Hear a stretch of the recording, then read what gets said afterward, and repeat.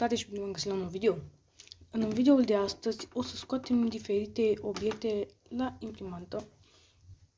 Și avem un brichetă, un microfon, o telecomandă de la LED și o să mai pun mâna. Și mai vedem ce o să mai punem. Bun, o să deschid asta. Și hai să începem cu telecomanda de la LED-uri. O să punem aici în colț, așa cum am pus-o bine. Închidem și dăm aici.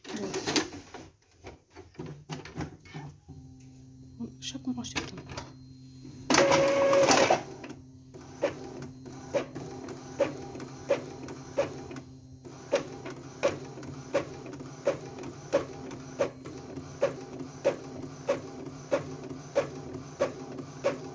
Da. Bă, o scos, numai că nu o scos o parte, dar oricum se înțelege.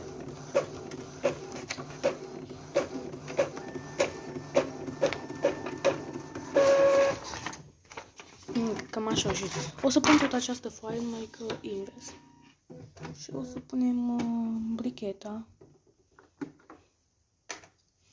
Spun așa, să văd dacă o ia.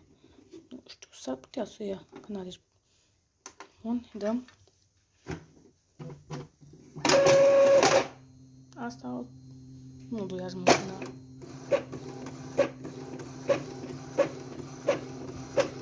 Așteptăm și o să apuc pe marca că nu fac reclamă.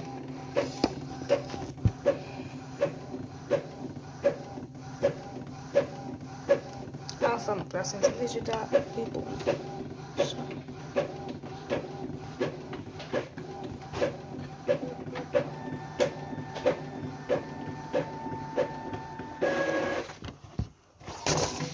Asta cam așa a ieșit. Nu prea a ieșit bine, dar na. Hai să punem și microfonul. Foaia asta nu mai este bună. Să scot bricheta de aici, sper să nu se zgâria nimic. Nu, s-a zgâriat bun. Și o să pun așa, cu fața în jos. Să punem asta peste și o să-i dau prit. Așteptăm. Revenim după ce îl scoatem. Da, și asta e rezultatul, nu se înțelege nimic. Acum o să pun mâna. Ideea este acum că nu știu cum pun mâna și să-i dau și tot așa.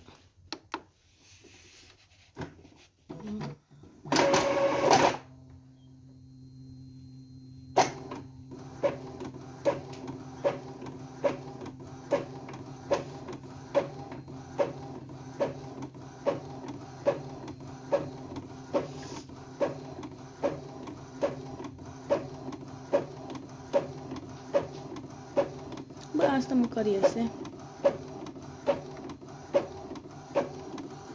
Nu înțeleg de ce o scoate așa, cu margini.